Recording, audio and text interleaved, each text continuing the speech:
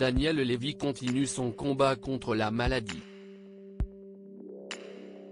Ces dernières années n'ont pas été de tout repos pour le chanteur révélé dans la comédie musicale Les 10 Commandements en raison de nombreux soucis de santé.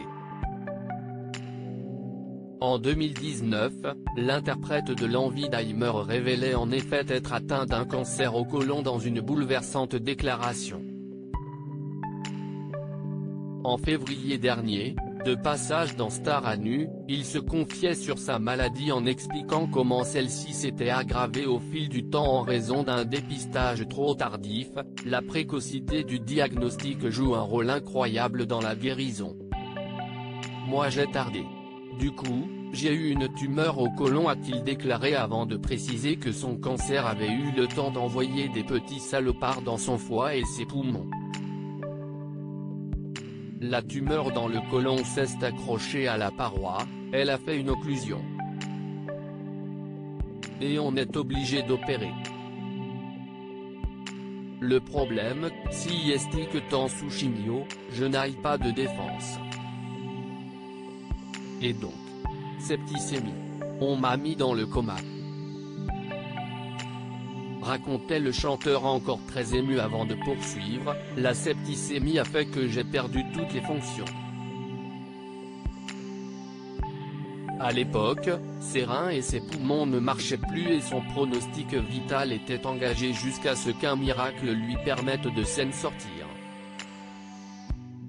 Il affirmait néanmoins qu'après avoir mis du temps à encaisser ces douloureuses épreuves, il souhaitait désormais rester combatif. Je continue encore de soigner ce qu'il me reste sur le poumon, a-t-il annoncé dans l'émission de TF1 tout en indiquant alterner entre des périodes tranquilles et des cures de chimiothérapie. Daniel Lévy donne de ses nouvelles invités dans l'émission de Maxime Guény, un éclair de génie ce mercredi 24 mars, l'artiste de 59 ans a donné des nouvelles concernant son état de santé. S'il n'est pas rentré dans les détails, il s'est toutefois montré plutôt rassurant en affirmant « Allez mieux, ça va bien, je vais bien » a-t-il assuré en ajoutant « Si est pas vraiment un bilan médical mais si est une posture, si est mon état d'âme ».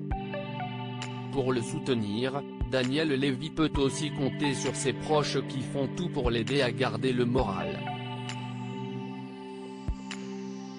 Sur les ondes de Radio VL, il a notamment évoqué cette fois où sa femme et son fils ont eu l'idée d'amener un synthétiseur dans sa chambre d'hôpital.